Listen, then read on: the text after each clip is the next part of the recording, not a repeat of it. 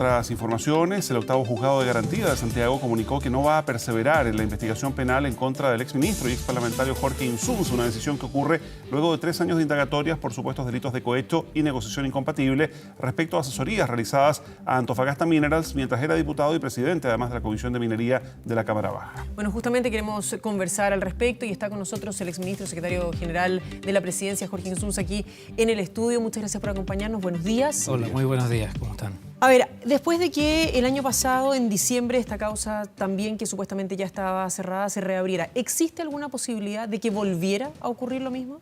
No, no existe esa posibilidad ya porque se agotaron todas las diligencias que estaban solicitadas. E incluso el Consejo de Defensa del Estado planteó de que habían algunas cosas que ellos querían que se indagaran con más profundidad y eso se terminó de hacer y llegó finalmente al mismo resultado.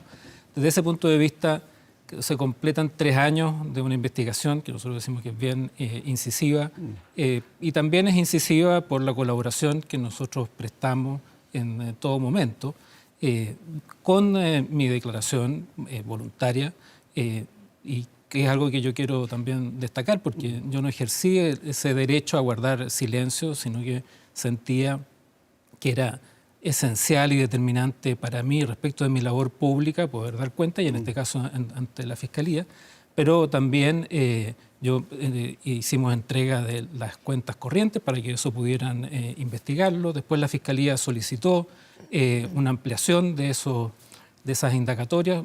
Se analizaron las cuentas corrientes desde el año 2008 hasta el 2015, por lo tanto tuvieron todo el margen para poder indagar respecto a eso sin que hubiera detección de ninguna cosa indebida o irregular respecto de eso.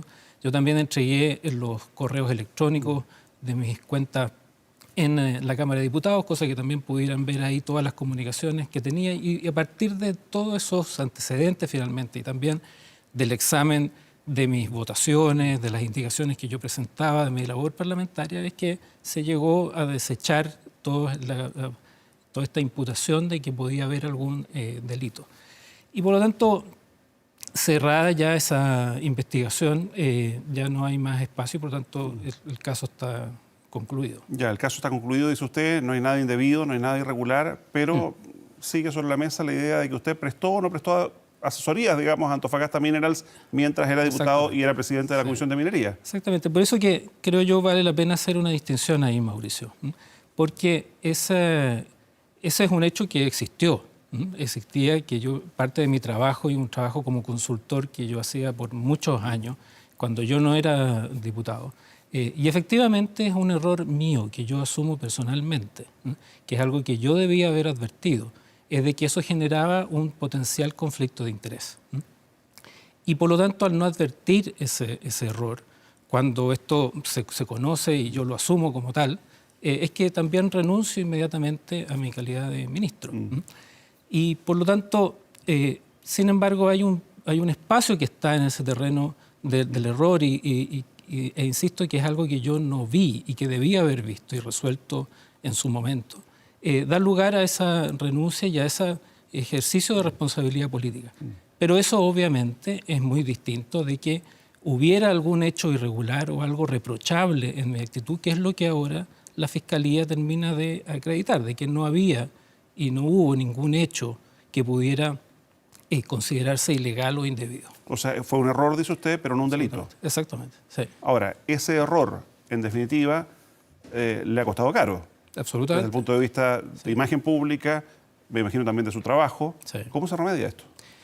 Mira, yo creo que primero es asumiendo esa responsabilidad, porque yo creo que parte también del malestar y de la ira ciudadana muchas veces que se dan explicaciones pero no se asume responsabilidad. Y yo es algo de lo cual fui consciente desde el primer momento, por eso que desde que esto se conoce hasta que yo renuncio no pasan 48 horas. Y por lo tanto, a mi juicio, lo primero que tenía que hacer era asumir esa responsabilidad política. Y luego, obviamente, hay otro campo que desde ese punto de vista yo considero que la investigación judicial finalmente también me favorece, que era que una instancia como la Fiscalía, con 4 fiscales que pasaron y que investigaron esto, es que terminan también despejando esa duda razonable que mucha gente tenía o podía tener. Usted ha hecho cierta crítica respecto justamente de los fiscales que llevaron a cargo esta causa y dice que faltó diligencia, que se podría haber hecho más rápido, que en los primeros 3 meses ellos ya conocían que aquí no había habido delito. Sí. Mira, yo creo que, primero hay que no olvidar un antecedente que es clave, ¿no? De que esta investigación se abre después de una fuerte presión de la UDI como para que se generaran situaciones de empate o de equilibrio. La verdad es que nunca hubo un antecedente para poder abrir esta investigación, ¿no? Pero ya abierta, cuando los fiscales tenían mi declaración, tenían esta información, tenían el propio chequeo de las votaciones mías en el Congreso. Por lo tanto, era muy claro ya en los primeros meses, incluso con todo lo que estaba aportado, que esta acusación no tenía fundamento. Pero aún así, sin perjuicio de que pudieran haber otras líneas investigativas que ellos quisieran desarrollar, también se dejó pasar mucho tiempo. ¿Y a qué atribuye eso? Mira, que yo creo que no quiero atribuir intenciones en esto, pero creo que también es una cierta práctica, ¿no? De que a veces cuando las cosas pierden su peso o a veces se lanzan filtraciones a la prensa para generar algún escándalo y alimentar los juicios por esa vía, pero también por otra es la mera dilatación de las causas. ¿Y ahí, responsabiliza a alguno de los fiscales en particular? Porque he dicho que Felipe Sepúlveda... No, yo creo que eso ocurrió especialmente en el periodo en que estuvieron los fiscales Gajardo y Norambuena. ¿Jorge Insunza se arrepiente de algo después de todo lo ocurrido? Por cierto, mira... ¿De qué? O sea, de haber asumido como ministro, de haber prestado la asesoría... No, yo no. A ver, vale la pena hacer esa distinción, pero yo, por cierto, Mauricio, no me arrepiento de mi trabajo. Yo, al contrario, me siento orgulloso de mi trabajo. Yo no soy una persona que tenga ni patrimonio ni herencia. Todo lo que he ganado en la vida ha sido fruto de mi trabajo y yo me siento orgulloso por eso. Pero, obviamente, mirado en esta retrospectiva, yo asumo que es un error que yo no haberme dado cuenta de que yo tenía que parar esas asesorías en el momento que asumía como diputado, ¿no? Y ese error, Mauricio, yo mismo no me lo voy a perdonar por todas las consecuencias que he tenido. Y no me lo perdono no en un sentido masoquista, sino en un sentido de también estar siempre mucho más alerta y mucho más consciente de que todos estos actos o hechos tienen estas implicancias, porque además han tenido efecto también sobre otras personas, ¿no?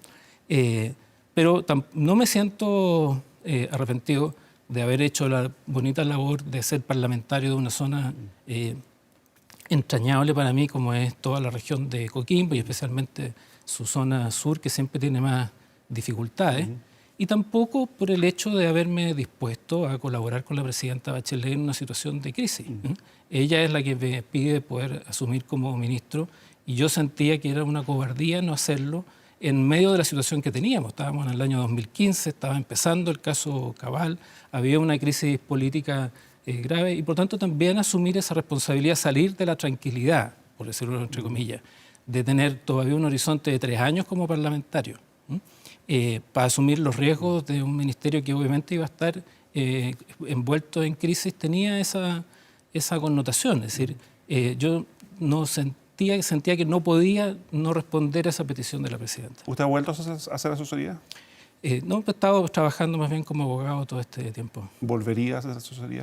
Sí, por cierto, en campo sí, porque creo que es una labor profesional como consultor muy legítima. Ya, pero derechamente es incompatible seguir siendo asesor y político, asesor y funcionario de gobierno. Lo que pasa es que ocurre que esto, digamos, que hoy día está siendo investigado en otras áreas, digamos, en el caso de la ley de pesca y en tantas otras más. Desde la opinión pública se percibe, o algunos al menos perciben, como hay arrepentimiento porque lo pillaron. Si no lo hubieran pillado, esto seguiría igual. Claro.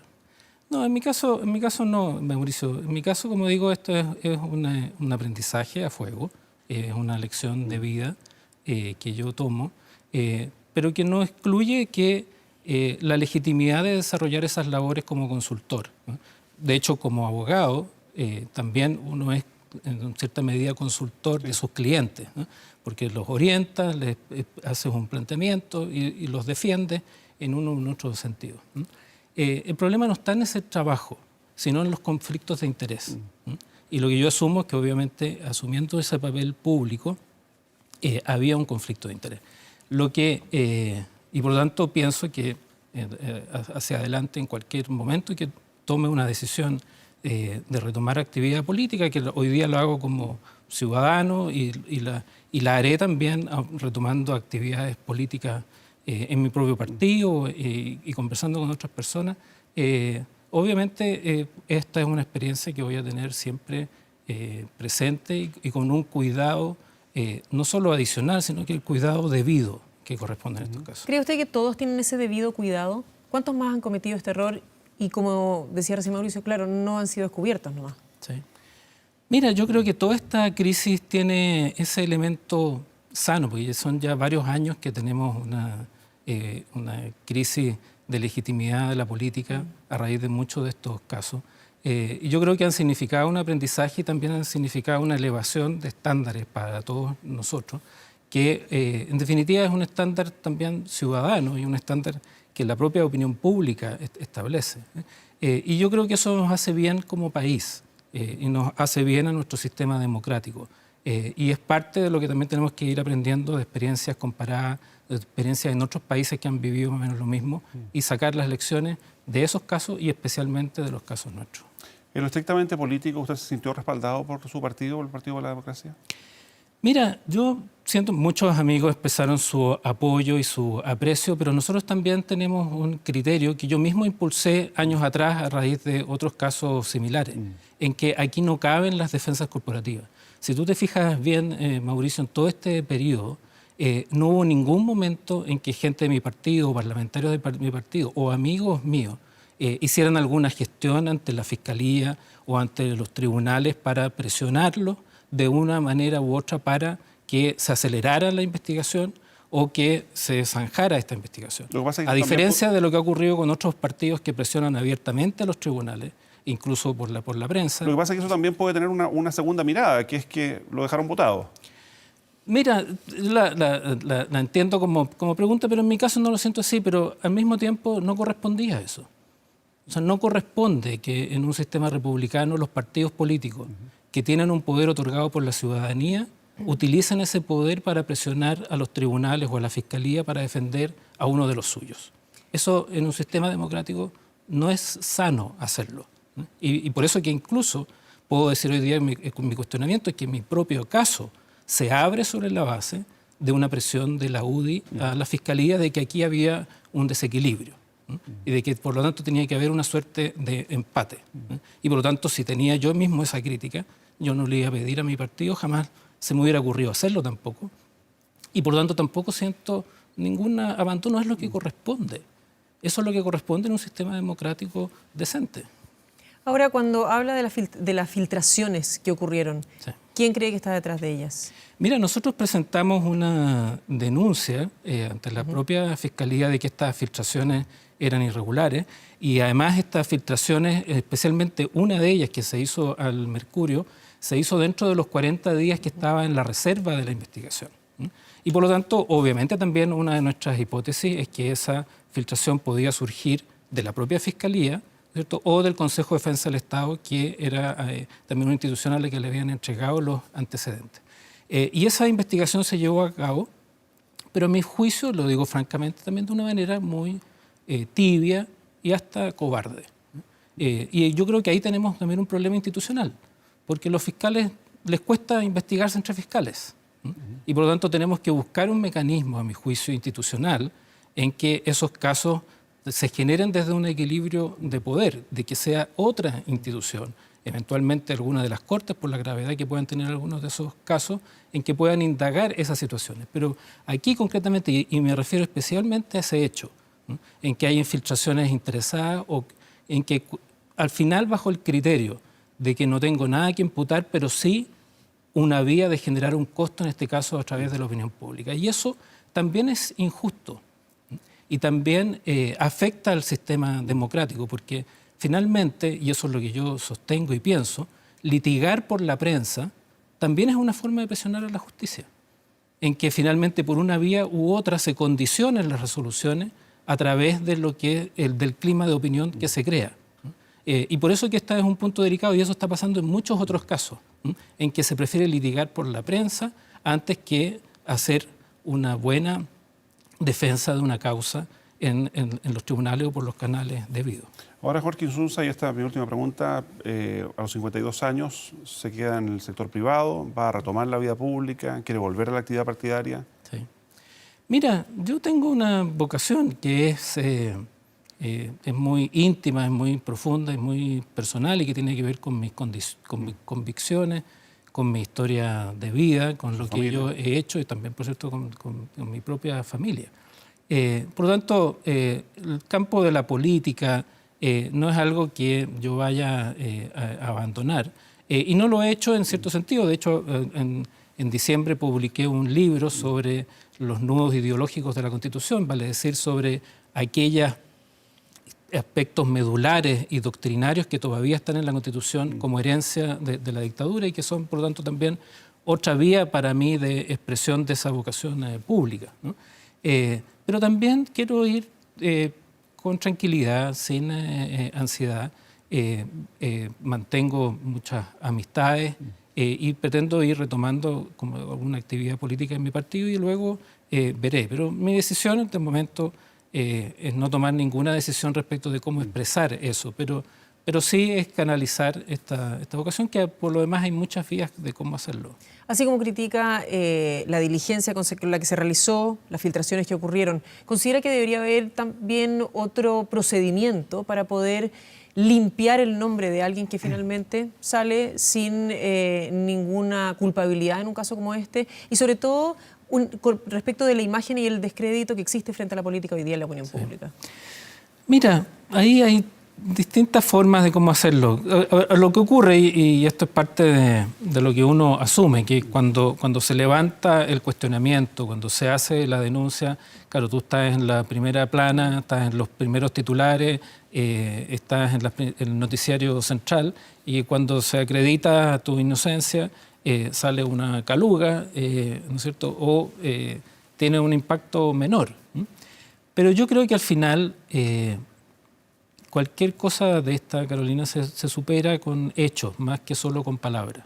Y por lo tanto, más bien, lo que yo sentí desde el primer minuto es que yo tenía que ir dando más bien pruebas en los hechos de mi propia inocencia. Por eso es que el primer paso, y en eso no tenía ninguna duda, era mi renuncia. Y mi renuncia inmediata. Por eso que también fue tan rápido todo esto. Yo no hice ningún alargamiento de esa, ni transformar esto en una crisis, sino que una decisión rápida. Segundo, más bien, era mi repliegue de la actividad política. Porque sentía que eso tenía que vivirlo también desde esa necesaria soledad que una situación como esta produce, ¿no? Y tercero, también ir diseñando esa reinvención, y parte de eso también es mi propio libro, que es retomar mi trayectoria de pensamiento y la expresión de mis ideas en el terreno político. Y luego, por lo tanto, vendrán otras iniciativas o acciones, pero al final ciertas circunstancias no se superan solo con palabras o con lo que uno declare, sino que más bien con la secuencia de hechos que uno vaya mostrando. Y una secuencia de hechos también es esta sentencia, en que finalmente la Fiscalía, después de 3 años de una investigación acuciosa e incisiva, llega a la conclusión de que aquí no había ningún delito. Muy bien, pues Jorge Insunza, muchísimas gracias por acompañarnos. Muchas gracias a ustedes. Muy buenos días. Buenos días.